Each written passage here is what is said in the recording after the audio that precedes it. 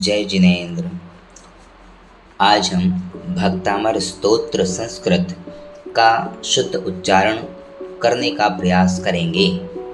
भक्तामर प्रणतमौलिमणि प्रभाणां मुद्योतकं दलितपापतमो वितानं सम्यक् प्रणम्य जिनपादयुगं योगादा वालम्बनं भवजले पततां जनानाम्। यः संस्तुतः सकलवाङ्मयतत्त्वबोधादुद्भूतबुद्धिपटुभिः सुरलोकनाथैः स्तोत्रैर्जगत्रितयचेत्तहरेरुदारे स्तोषे किलाहमपि तं प्रथमं जिनेन्द्रम्। बुद्ध्या विनापि विबुधार्चितपादपीठ स्तोतुं समुद्यतमतिर्विगतत्रपोऽहं बालं विहाय जलसंस्थितमिन्दुबिम्ब मन्यः क इच्छति जनः सहसा ग्रहीतुम्। वक्तुं गुणान् गुणसमुद्रशशाङ्ककान्तान् कस्तेक्षमः सुरगुरुप्रतिमोऽपि बुद्ध्या कल्पान्तकालपवनुद्धतनक्रचक्रं को वा तरीतुमलमम्बुनिधिं भुजाभ्याम्। सोऽहं तथापि तव भक्तिवशान्मुनीश कर्तुं स्तवं विगतशक्तिरपि प्रवर्तः प्रीत्यात्मवीर्यमविचार्य मृगेन्द्रं नाभेति किं निजशिशोः परिपालनार्थम्। अल्पश्रुतं श्रुतवतां परिहासधाम त्वद्भक्तिरेव मुखरी कुरुते बलान् मां यत् कोकिलः किल मधौ मधुरं विरौति तच्चाम्रचारुकलिकानिकरैकहेतुः। त्वत्संस्तवेन भवसन्ततिसन्निबद्धं पापं क्षणाच्छयमुपैति शरीरभाजाम् आक्रान्तलोकमलिनीलमशेषमाशु सूर्यांशुभिन्नमिव शार्वर्मन्धकारम्। मत्वेति नाथ तव संस्तवनं मयेद मारभ्यते तनुधियापि तव प्रभावात् चेतो हरिष्यति सतां नलिनीदलेषु मुक्ता फलद्युतिमुपैति ननूदबिन्दुः। अस्तां तवस्तवनमस्तसमस्तदोषं त्वत्सङ्कथापि जगतां दुरितानि हन्ति दूरे सहस्रकिरणः कुरुते प्रभैव पद्माकरेषु जलजानि विकासभाञ्जी। नात्यद्भुतं भुवनभूषणभूतनाथ भूतिर्गुणैर्भुवि भवन्तमभिष्टुवन्तः तुल्या भवन्ति भवतो ननु तेन किं वा भूत्याश्रितं य इह नात्मसमं करोति। दृष्ट्वा भवन्तमनिमेषविलोकनीयं नान्यत्र तोषमुपयाति जनस्य चक्षुः पीत्वा पयः शशिकरद्युतिदुग्धसिन्धोः क्षारं जलं जलनिधेरसितुं क इच्छेत्। यः शान्तरागरुचिभिः परमाणुभिस्त्वं निर्मापितस्त्रिभुवनैकललामभूत तावन्त एव खलु ते प्रणवः पृथिव्यां यते समानमपरं न हि रूपमस्ति। वक्त्रं क्व ते सुरनरोरगनेत्रहारि निःशेषनिर्जितजगत्त्रितयोपमानं बिम्बं कलङ्कमलिनं क्व निशाकरस्य यद्वासरे भवति पाण्डुपलाशकल्पम्। सम्पूर्णमण्डलशशाङ्ककलाकलाप शुभ्रागुणास्त्रिभुवनं तव लङ्घयन्ति ये संस्कृतास्त्रिजगदीश्वरनाथमेकं कस्तान्निवारयति सञ्चरतो यथेष्टम् चित्रं किमत्र यदि ते त्रिदशाङ्गनाभिर्नितं मनागपि मनो न विकारमार्गं कल्पान्तकालमरुताचलिताचलेन किं मन्दराद्रिशिखरं चलितं कदाचित् निर्धूमवर्तिरपवर्जिततैलपूरः कृष्णं जगत्त्रयमिदं प्रकटीकरोषि गम्यो न जातुमरुतां चलिताचलानां दीपोपरस्त्वमसि नाथ जगत्प्रकाशः नस्तं कदाचिदुपयासि न राहुगम्य स्पष्टीकरोषि सहसा युगपज्जगन्ति नाम्भोधरोदरनिरुद्धमहाप्रभावः सूर्यातिशायि महिमासि मुनीन्द्रलोके नित्योदयं दलितमोहमहान्धकारं गम्यं न राहुवदनस्य न वारिदानां विभ्राजते तव मुखाब्जमनल्पकान्ति विद्योत यज्जगत्पूर्वशशाङ्कबिम्बम् किं शर्वरीषु शशिनां हि विवस्वता वा युष्मन्मुखेन्दुदलितेषु तमः सुनाथ निष्पन्नशालिवनशालिनि जीवलोके कार्यं क्रियज्जलधरिर्जलभारनम्रैर् ज्ञानं यथा त्वयि विभाति कृतावकाशं नैवं तथा हरिहरादिषु नायकेषु तेजो महामणिषु याति यथा महत्त्वं नैवं तु काच सकले किरणाकुलेऽपि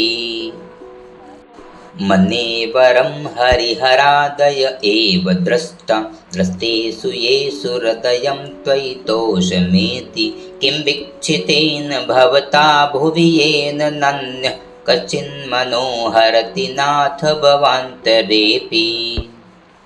पीडां सतानि शतशो जनयन्ति पुत्रान् नान्यासुतं त्वदुपमं जननी प्रसूता सर्वादिशो दददिभानि सहस्ररश्मिं प्राचीव दिग्जनयति स्फुरदंशुजालम् त्वमामनन्ति मुनयः परमं पुमांस मादित्यवर्णममलं तमसः पुरस्तात् त्वामेव सम्यगुपलभ्य जयन्ति मृत्युं नान्यः शिवः शिवपदस्य मुनीन्द्रपन्थः त्वमव्ययं विभुमचिन्त्यमसङ्ख्यमाध्यं ब्रह्माणमीश्वरमनन्तमनङ्गकेतुं योगीश्वरं विदितयोगमनेकमेकं ज्ञानस्वरूपममलं प्रवदन्ति सन्तः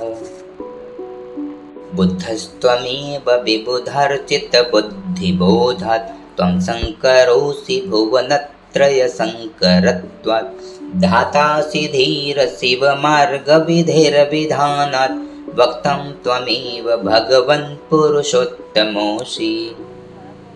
तुभ्यं नमस्त्रिभुवनार्तिहराय नाथ तुभ्यं नमः क्षितितलामलभूषणाय तुभ्यं नमस्त्रिजगतः परमेश्वराय तुभ्यं नमो जिनभवोदधिशोषणाय को विस्मयोऽत्र यदि नाम गुणैरशेष त्वं संस्तृतो निरवकाशतया मुनीश दोषैरुपात्तविविधाश्रयजातगर्वै स्वप्नान्तरेऽपि न कदाचिदपेक्षितोऽसि उच्चैरशोकतरुसंसृतमन्मयूख मा भाति रूपममलं भवतो नितान्तं स्पष्टोल्लसत्किरणमस्ततमोवितानं बिम्बं रवेदिव पयोधर पार्श्ववर्ती सिंहासने मणिमयूखशिखा विचित्रे विभ्राजते तव वपुः कनकावदातं बिम्बं वियद्विलसदंशुलताभितानं तुङ्गोदयाद्रिशिरसीव सहस्ररश्मे कुन्दावदात चलचामर चारुशोभं बिभ्राजते तव वपुः कलधौतकान्तम् उच्छ्वसशङ्खशुचिनिर्जरवारिधार मुच्चैस्तटं सुरगिरेरिव शातकुम्भम् छत्रत्रयं तव विभाति शशाङ्ककान्त मुच्चैस्थितं स्थगितभानुकरप्रतापं मुक्ताफलप्रकरजालविवृद्धशोभं प्रख्यापयत्रिजगतः परमेश्वरत्वम् गम्भीरताररवपूरितदिग्विभागस्त्रैलोक्यलोकशुभसङ्गमभूतिदक्ष सद्धर्मराज जय घोषण घोषकः सन् खेदुन्दुभिर्ध्वनति ते यशसः प्रवादी मन्दारसुन्दर नमेरुसुपारिजात सन्तानकादिकुसुमोत्करवृष्टिरुद्धा गन्धोदबिन्दुशुभमन्दमरुत्प्रपाता दिव्यादिवः पतति ते वचसां ततिर्वा शुम्भत्प्रभावलय भूरि विभाविभोस्ते लोकत्रये धुतिमतां धुतिमाक्षिपन्ति प्रोधद्दिवाकरनिरन्तर भूरि सङ्ख्या दित्या जयत्यपि निशामपि सोमसौम्याम् स्वर्गापवर्गगममार्गविमार्गणिष्ठ सद्धर्मतत्त्वकथनैकपटुस्त्रिलोक्या दिव्यध्वनिर्भवति ते विशदार्थ सर्व भाषा स्वभावपरिणामगुणैः प्रयोज्यः उन्निन्द्रहेमनवपङ्कजपुञ्जकान्ति पर्युल्लसन्नखमयूखशिखाभिरामो पादौ पदानि तव यत्र जिनेन्द्रदत्तः पद्मानि तत्र विबुधः परिकल्पयन्ति इत्थं यथा तव विभूतिरभुज्जिनेन्द्र धर्मोपदेशनविधौ न तथा परस्य यादृक्प्रभादिनकृतः प्रहतान्धकारा तादृक्कुतो ग्रहगणस्य विकासिनोऽपि च्युतन्वदा विलविलोलकपोलमूल मत्तद्भ्रमद्भ्रमरनादविवृद्धकोपम् ऐरावताभमिभमुद्धतमापतन्तं दृष्ट्वा भयं भवति नो भवदाश्रितानाम् भिन्नेभकुम्भगलदुज्ज्वलशोणिताक्त मुक्ताफलप्रकरभूषितभूमिभागः बद्धक्रमगतं हरिणाधिपोऽपि न क्रामतिक्रमयुगाचलसंस्थितं ते कल्पान्तकालपवनोद्धतवं निकल्पं दावानलं ज्वलितमुज्ज्वलमुस्फुलिङ्गं विश्वं जिगत्सुमिव सम्मुखमापतन्तं त्वन्नामकीर्तनजलं समयत्यशेषम् रक्तेक्षणं समदकोकिलकण्ठनीलं क्रोधोद्धतं फणिनमुत्फणमापतन्तम् आक्रामतिक्रमयुगेन निरस्तशङ्कस्त्वन्नामनागदमनिरदियस्य पुंसः वल्गत्तुरङ्गगजगर्जितभीमनाद माजौ बलं बलवतामपि भूपतीनाम् उद्धद्दिवाकरमयूखशिखापविद्धं त्वत्कीर्तनात्तम इवासुभिदामुपैति कुन्ताग्रभिन्नगजशोणितवारिवाह वेगावतारतरणातुरयोध भीमे युद्धे जयं विजितदुर्जय जेयपक्षास्त्वत्पादपङ्कजवनाश्रयिणो लभन्ते अम्भोनिधौ क्षुभितभीषणनक्रचक्र पाठीनपीठभयदुल्बणबाणवाग्नौ रङ्गत्तरङ्गशिखरस्थितयानपात्रास्त्रासं विहाय भवतः स्मरणात् व्रजन्ति उद्भूतभीषणजलोदरभारभुग्नः स्वच्छां दशामुपगताश्च्युतजीविताशा त्वत्पादपङ्कजरजोऽमृतदिग्धदेहा मर्त्या भवन्ति मकरध्वजतुल्यरूपाः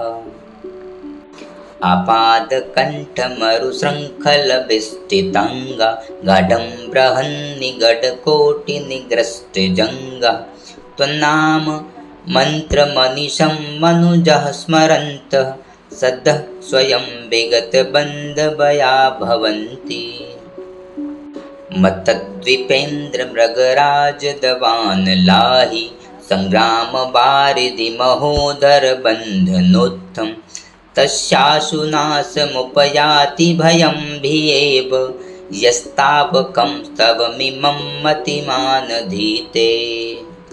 स्तोत्रं स्त्रजं तव जिनेन्द्रगुणैर्निबद्धं भक्त्या मया रुचिरवर्णविचित्रपुष्पां धत्ते जनो य इह कण्ठगतामजस्त्रं तं मानतुङ्गमवसासमुपैति लक्ष्मीः तं मानतुङ्गमवसासमुपैति लक्ष्मीः। जय जिनेन्द्र इति।